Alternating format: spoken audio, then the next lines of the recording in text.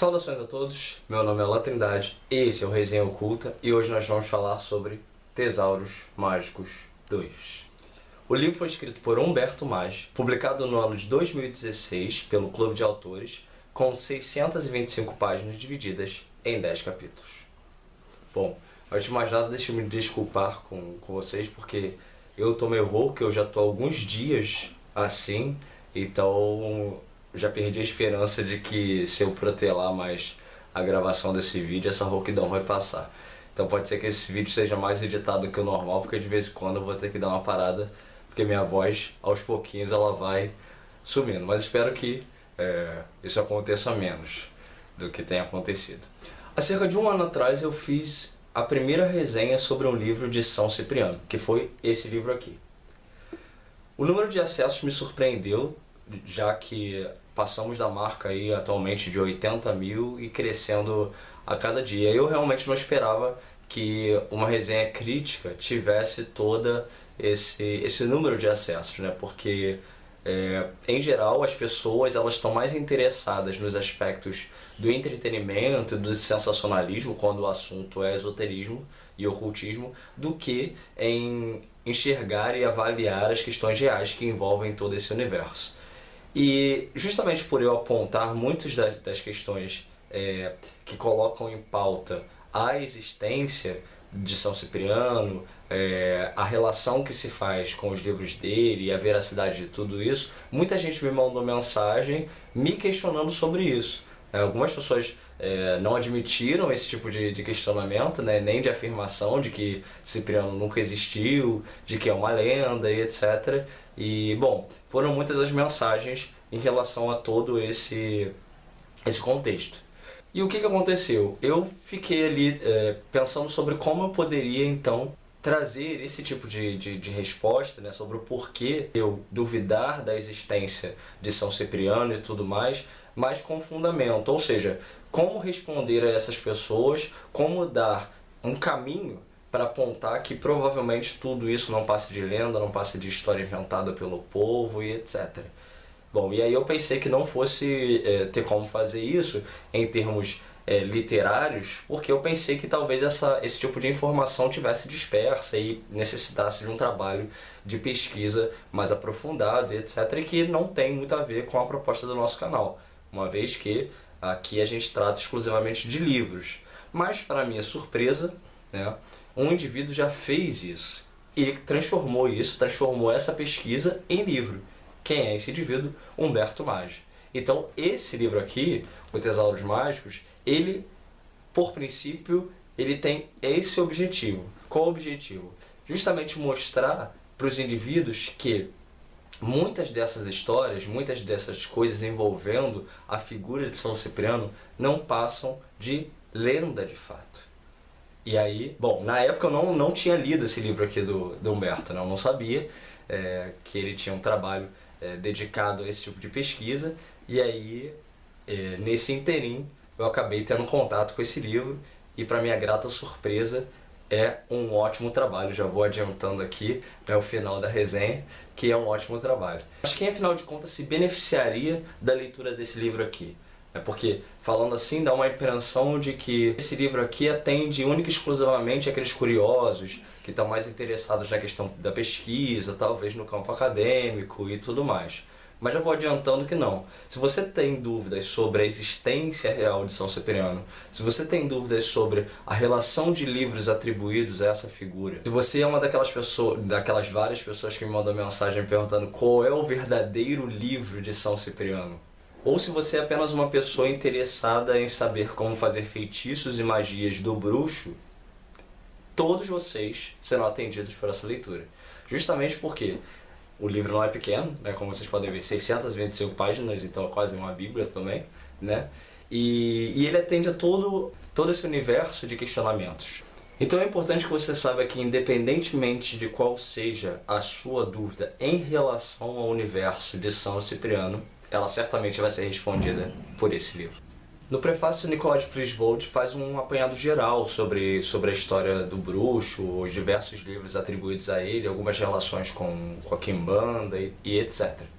Em seguida, Félix Vicente traz uma apresentação impecável sobre todo o universo histórico envolvendo a figura de São Cipriano, onde ele vai trazer alguns apontamentos sobre as possíveis origens de toda essa tradição, né, de livros e etc., pertencente ao contexto da Península Ibérica. E ele vai falar até do próprio início do contato dele com Humberto Maggi, né, que é o autor do livro, no qual ele primeiro achou que Humberto era mais um curioso dos vários que mandam mensagem para ele, justamente por ele ser uma pessoa bem conceituada dentro do contexto dessa pesquisa, e ele achou que Humberto era mais um curioso, né, querendo saber trivialidades sobre o universo de São Cipriano.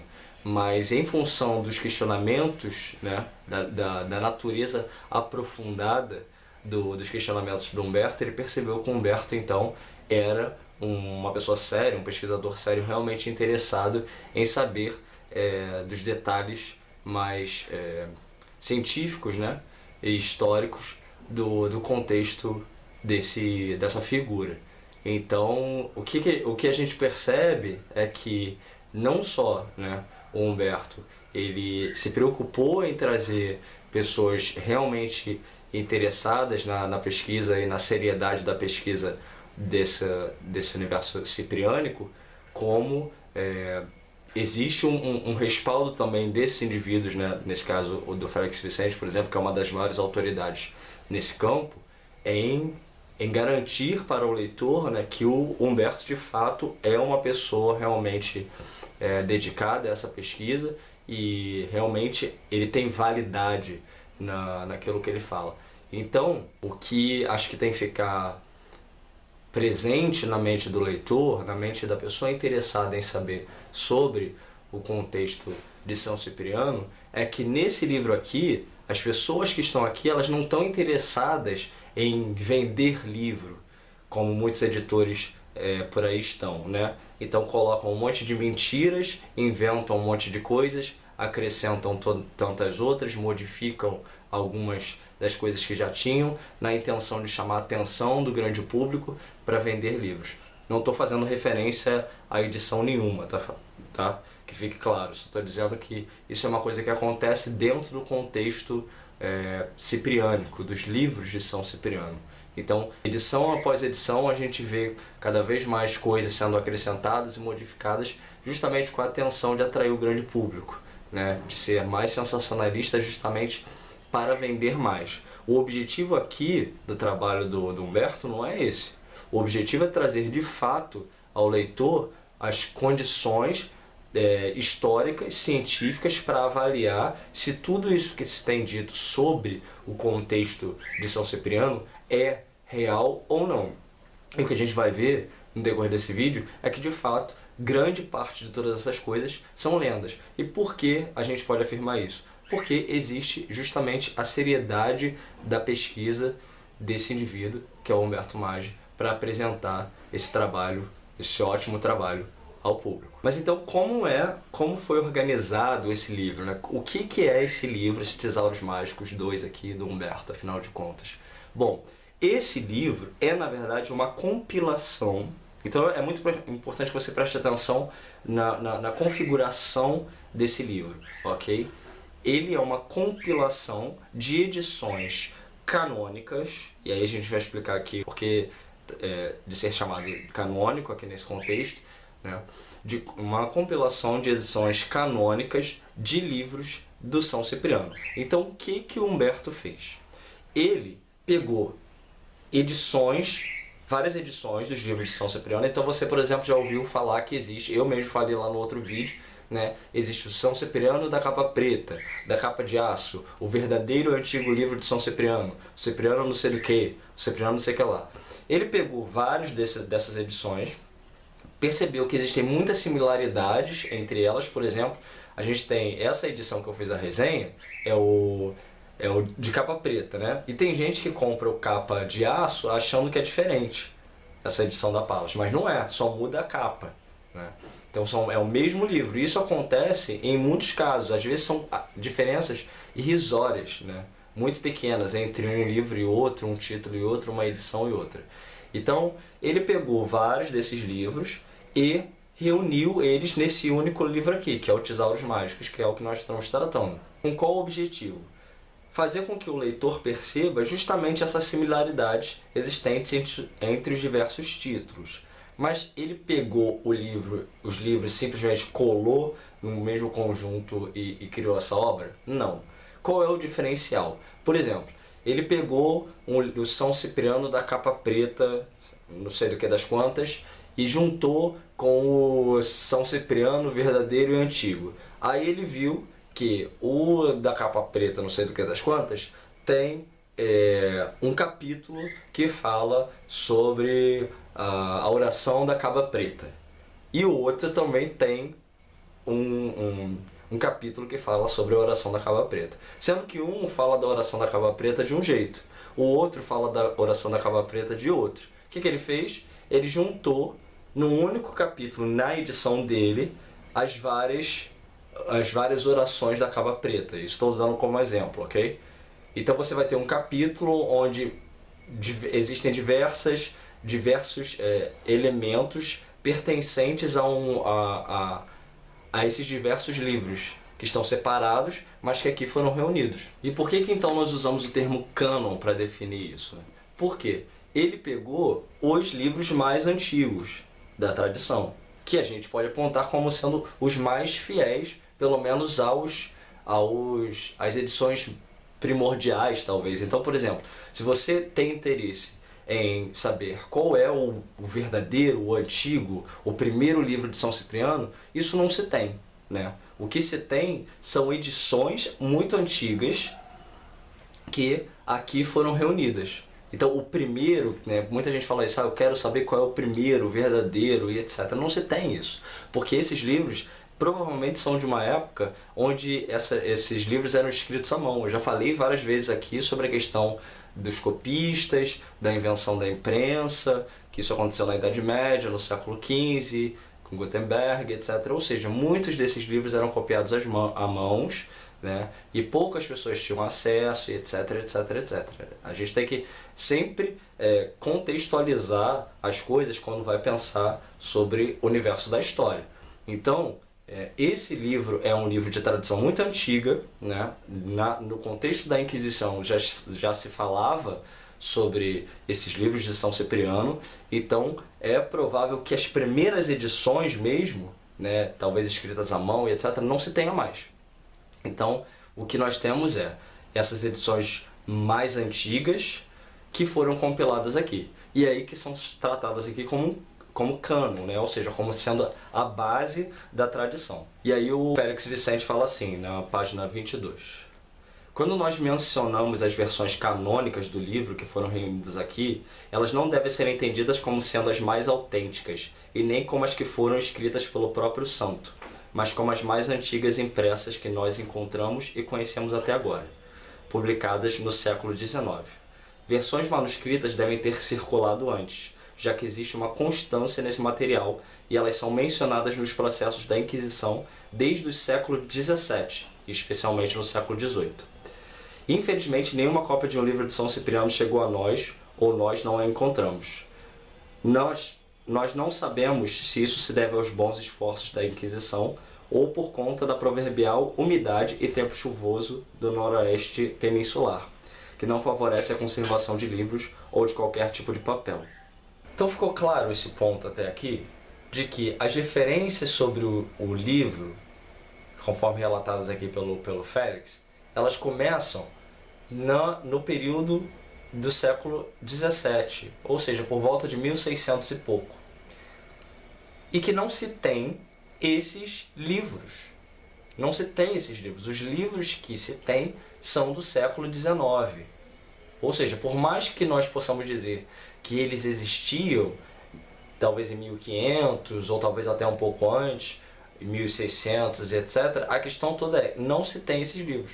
Então, o que se pode fazer apenas é especular sobre qual poderia ser a natureza deles.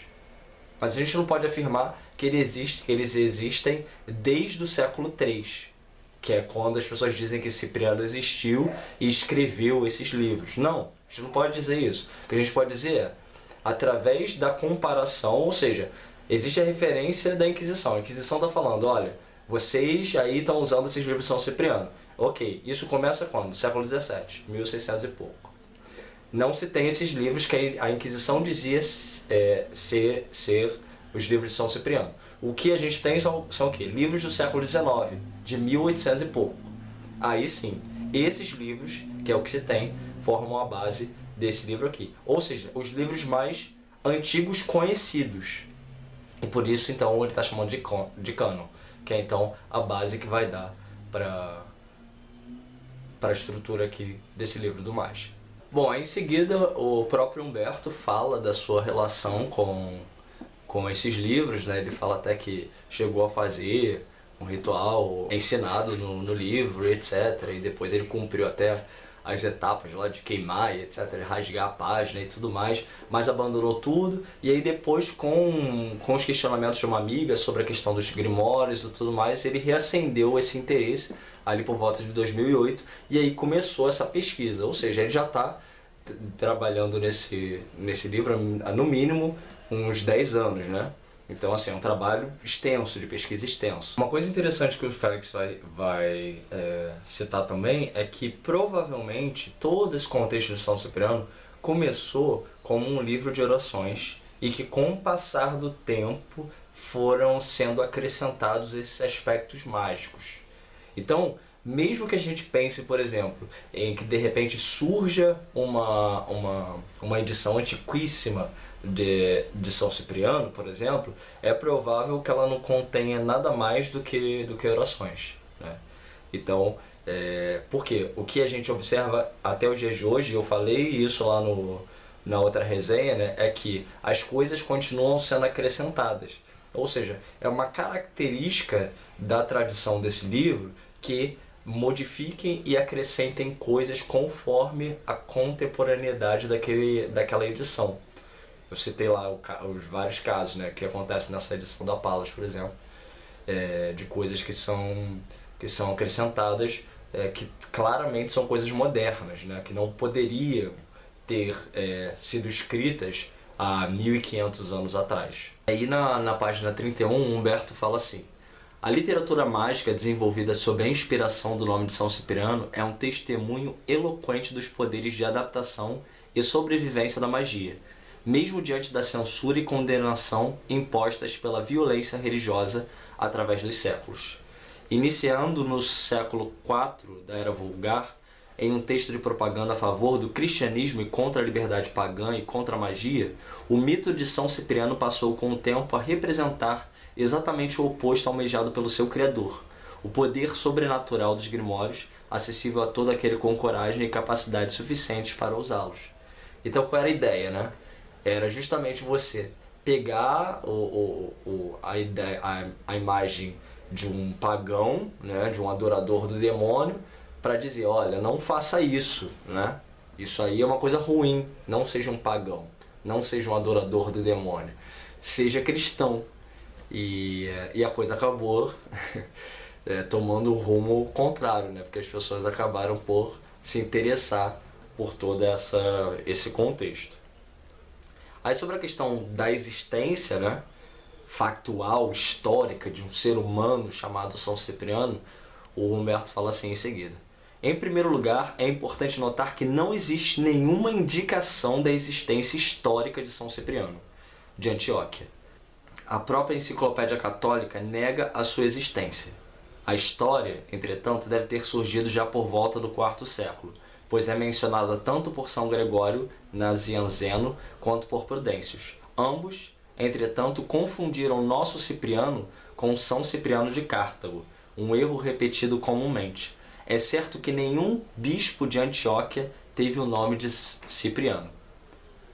A posição católica em relação a São Cipriano de Antioquia ficou bem clara com a retirada de sua celebração do calendário do rito romano em 1969, interrompendo com isso uma tradição iniciada no século XIII.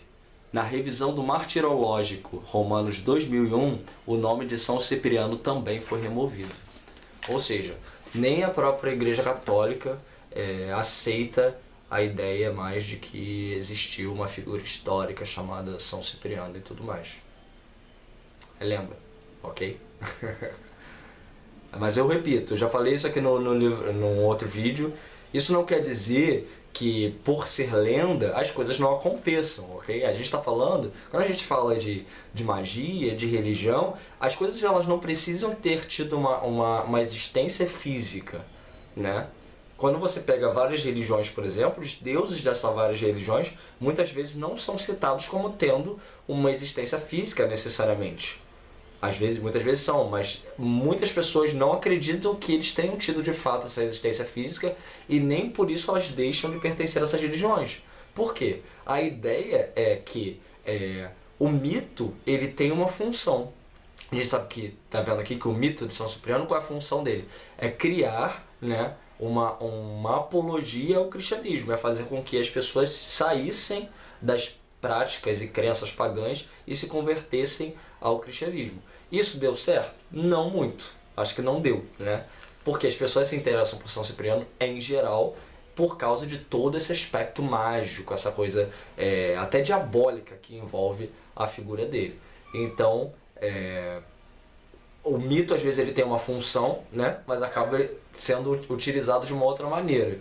Mas a questão é, você não precisa de uma historicidade dentro do campo da magia para depositar ali as suas práticas, etc., a sua fé e tudo mais. Ou seja, eu acho que o que deveria ficar claro para todo mundo é que, independentemente da existência histórica de São Cipriano ou não, o que deve contar é, quando você faz suas rezas, quando você faz as suas magias, usando o nome de São Cipriano, funciona?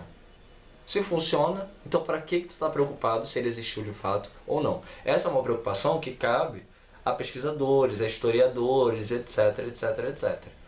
Mas pro praticante de magia e etc, puro, né? Purista, o feiticeiro, aquela coisa que só está interessada no efeito, na conquista da mágica e etc, na consecução, isso não deveria fazer a menor diferença, né? Agora, para o ocultista, para o pesquisador, sim.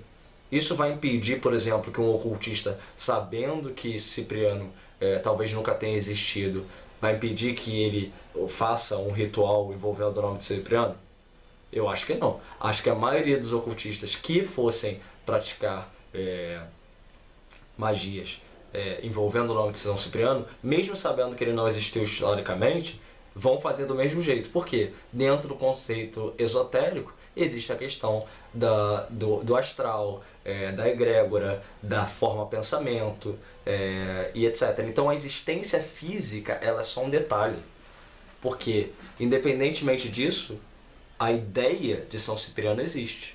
Existe uma egrégora envolvendo todo esse nome. Então, se ela está lá, isso é o que importa. Bom, no capítulo A Confissão, Humberto então fala sobre isso que eu acabei de falar aqui, né? Sobre os objetivos que se tinha para criar essa figura do São Cipriano, né? E o que vocês vão encontrar aqui nesse livro, por exemplo, é algumas referências algumas histórias, né? De que ele tenha sido um pagão. Aqui nesse capítulo estão então os apontamentos do porquê nessas histórias ele não poderia ter sido um pagão de fato, porque elas contêm vários erros, né? Então você vê que claramente nessas histórias uma pessoa falava sobre o contexto pagão sem conhecer o contexto pagão, afirmando que Cipriano pertencia a esse contexto. Ou seja, mais uma prova de que essas histórias sejam pura lenda.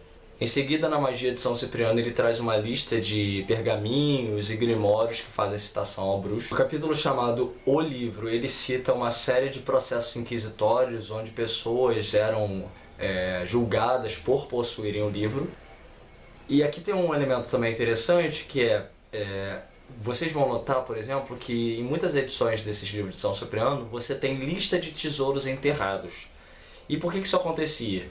Porque o sistema bancário não era como o que a gente tem hoje. Então as pessoas acumulavam a riqueza e muitas vezes enterravam esses tesouros, né? Então era muito comum a ideia de que existiam tesouros enterrados pelas localidades.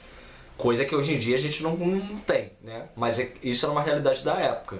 Então, esse livro trazia também esse apelo, né? que talvez tenha sido acrescentado recentemente pelos editores, mas justamente com essa intenção da venda, né? Porque pensa, qual seria a intenção de um indivíduo publicar um livro contendo tesouros enterrados, né, sem antes ir lá e buscar esses tesouros? Ele próprio iria lá e pegaria esses tesouros antes de qualquer um, se fosse o caso da existência desses tesouros. Mas é provável que esses tesouros nunca tenham estado de fato nesses lugares, mas era um apelo muito grande para as pessoas, porque elas tinham esse hábito de enterrar. Então o que eu fazia? Eu vou dizer que eu sei onde tem um monte de tesouro enterrado, vou colocar isso nesse livro aqui, porque as pessoas vão sair por aí numa caçada, né, de tesouros enterrados. Mas ninguém se pergunta por que eu não pegaria esses tesouros antes de todo mundo, se eu soubesse que esses tesouros estavam aqui, acolá e etc. Ou seja, é mais uma forma de manipular as vendas do livro. E ele cita também vários grimórios clássicos da tradição mágica que foram usados para a criação desses livros de São Cipriano, e muitas vezes só mudando o nome da capa, né? Então, às vezes, o editor ele pegava um título de algum outro grimório, mudava ali o título e dizia que era São Cipriano, porque tinha um apelo maior. Aqui alguns exemplos, tá vendo? Bom, e seguindo então, o Humberto vem explicando aquilo que eu já disse anteriormente sobre a organização do livro. Então, agora nós vamos falar sobre os capítulos principais que envolvem esse livro, né? Ou seja, o que nós vimos até aqui foi que toda essa primeira parte é destinada para responder aquelas dúvidas da existência real de São Cipriano, sobre qual seria o livro verdadeiro e tudo mais. Todo esse contexto pertence a essa primeira parte do livro, onde ele vai trazer os apontamentos históricos, vai chamar outros pesquisadores para comentar sobre isso, né, como nós vimos aqui, e etc. Então toda essa primeira parte é destinada a responder estas perguntas. Então que fique claro, se você tem qualquer dúvida sobre a existência de São Cipriano, qual é o livro verdadeiro e tudo mais, essa primeira parte é o que vai te dar todos os fundamentos que se tem até o momento, né, para responder essas dúvidas, ok? Então a primeira dessas sessões se chama A Origem do Livro. Então em toda essa parte nós vamos ter uma série de histórias, algumas repetidas, etc., mas que tem justamente esse objetivo comparativo, né, envolvendo a figura de São Cipriano com mulheres, anjos, demônios, bruxas, algumas delas já contadas por mim na resenha do outro livro. E essas histórias têm justamente esse apelo, né, de uma forma geral, à conversão ao cristianismo. Contém muitas vezes umas orações disfarçadas ali, né? Então ele está contando a história, aí diz, e Cipriano fez a seguinte oração, aí vem a oração, ou seja, como se fosse uma indicação para você fazer aquilo e tudo mais. Em seguida nós temos a seção A Arte Mágica, que começa falando sobre 6 regras para a execução da magia, que o ideal é que ela seja feita em um campo aberto, numa encruzilhada, perto de um rio. Lembrando que a gente está falando de um tempo onde as pessoas viviam, né, no campo e tudo mais. Então essas referências à encruzilhada não é nada de se pensar que é a encruzilhada de rua como a gente tem hoje. Mas é lógico, as coisas foram adaptadas. Mas o que a gente vê, e esse é um ponto interessante, né, é que a prática de rituais na encruzilhada já era uma coisa feita lá na Europa, né, mesmo quando as pessoas viviam no campo. E aí ele fala sobre essa coisa, que o ideal é que seja feito numa encruzilhada, perto de um rio, no campo aberto e tudo mais. Sobre a construção do templo, que é importante ter fé, e que é importante estudar também, e que não se pode ter medo para não cair nas armadilhas de Lúcifer. Nessa parte também ele fala sobre um processo de purificação de duração de 40 dias e sobre a consagração das armas mágicas, tais como faca, espada, farinha, pluma, círculo, perfumes, tintas para os pactos, etc. Por fim, ele traz um ritual de invocação para anjos, para questionar os mortos e os dias do mês ideais para se fazer magia negra. A próxima sessão se chama Talismãs e Amuletos e fala exatamente sobre isso, sobre diversos tipos de talismãs, anéis, como fazê-los, os rituais apropriados, suas relações com os planetas, como consagrá-los, e etc. E o famoso Anel de Salomão está incluído aqui nessa parte. Na seção O Livro dos Espíritos fala, é uma parte mais filosófica até, pois fala sobre a questão da dualidade do universo, o bem e o mal, o absoluto e o relativo e tudo mais. Os espíritos celestes e suas funções planetárias, gnomos e suas moradas nas montanhas, demônios e suas hierarquias, além de rituais para evocar esses seres, como elementais, demônios, anjos e etc. Em As Preces de São Cipriano são várias orações e preces, né, como o título sugere, e aqui também está incluída a famosa oração da cabra preta. Em seguida nós temos os exorcismos, que são exatamente vários exorcismos, e textos falando sobre fantasmas e aparições e espíritos vagantes e como lidar com eles, e ensina até como fazer uma vara para açoitar demônios e uma poção para exorcismo. Em Tesouros Mágicos fala sobre aquilo que eu comentei antes, né, sobre esses tesouros enterrados, etc. Como fabricar forquilhas e varinhas para encontrar água e metais enterrados. E alguns rituais para exorcizar os tesouros caso você os encontre.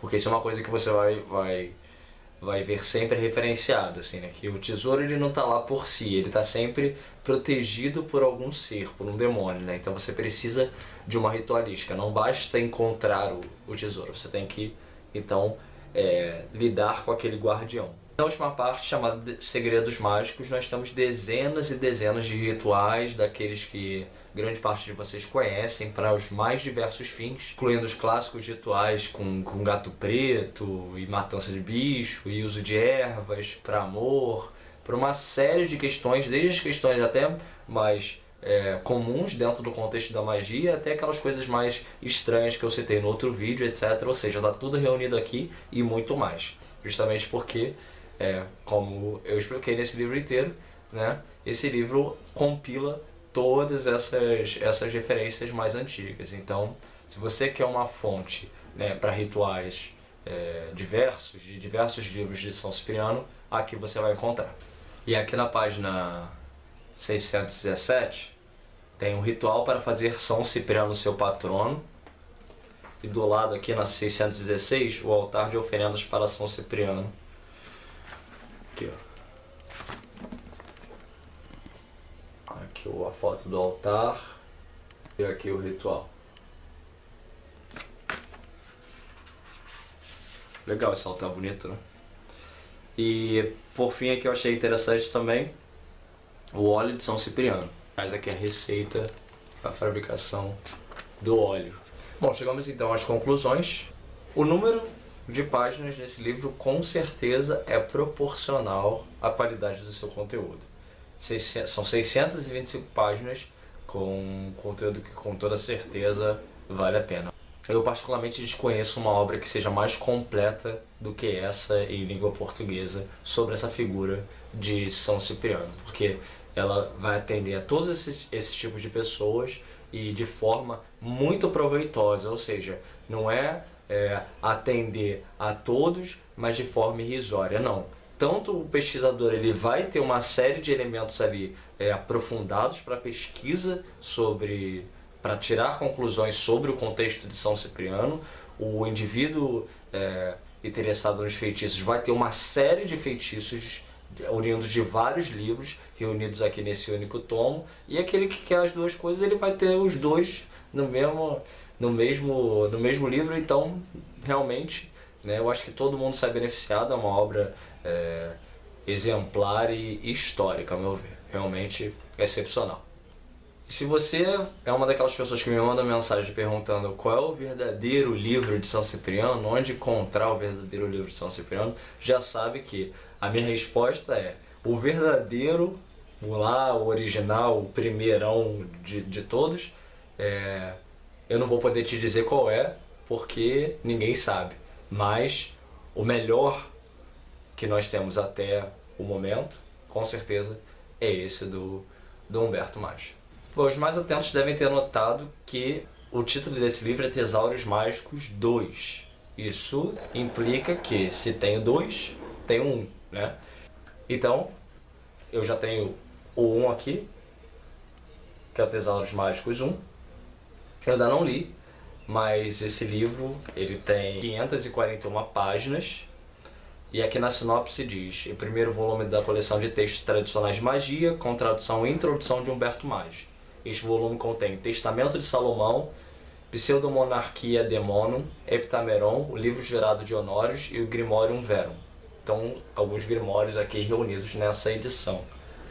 E temos também o Tesauros Mágicos 3, que é esse aqui, com 521 páginas. E, bom, esse aqui eu também não li e trata sobre a questão dos demônios, né? Aqui no terceiro volume da coleção Tesauros Mágicos, de textos tradicionais sobre magia, trata da evolução do conceito de daimon, antes e depois do advento do cristianismo. A história sobre os daimons de Homero até Santo Agostinho é analisada em mais de 100 páginas introdutórias por Humberto Maggi e é acompanhada por uma série de traduções de textos que exemplificam as funções mágicas e religiosas desses seres espirituais intermediários, desde a antiguidade até a Renascença. Ou seja, levando em consideração a qualidade do segundo livro, né, e da qualidade como pesquisador do Humberto, eu acho que não restam dúvidas de que esses livros também vão seguir o mesmo nível, o mesmo padrão de ótima qualidade. Bom, caso você tenha interesse na compra desse livro, né, que nós fizemos a resenha aqui, do Tesauros Mágicos 2 ou dos outros dois, eu vou colocar o link aí para compra, porque esses livros eles saem pelo Clube dos Autores, né? Então é uma produção independente, então não é tão fácil assim você encontrá-los, pelo menos até a presente data. Então pode ser que de repente quando você esteja assistindo esse vídeo isso tenha mudado, mas até a presente data esses livros saem pelos livros dos autores, então você não vai encontrar eles em editoras, né, em livrarias, você vai encontrar eles através desse site. Então eu vou colocar aí o link na descrição desse vídeo, e eu recomendo também que você assista o meu outro vídeo de São Cipriano, caso não tenha assistido. Então eu vou colocar o link, o marcador aqui em cima, e aí você clica lá e assiste também, porque aí os vídeos são complementares e também tem a resenha escrita lá no blog dos dois livros, ou seja, tem material aí de sobra para você iniciar a sua pesquisa sobre Cipriano e comprar aí o livro do Humberto, ou comprar os livros do Humberto e se aprofundar mais ainda nessa pesquisa dessa figura tão conhecida do nosso povo aqui brasileiro e também do pessoal lá de Portugal e tudo mais. Ok? Muito obrigado pela sua atenção até aqui e até a próxima.